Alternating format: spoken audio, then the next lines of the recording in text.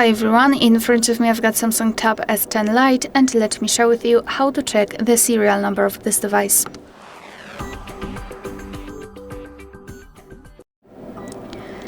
So let's begin with opening the settings, and right here in this left section we have to scroll down to the very bottom to find About Tablet.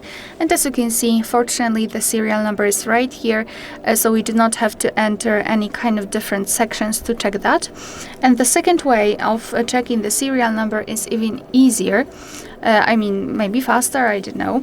Just open the keypad and enter the code, which is *##06#,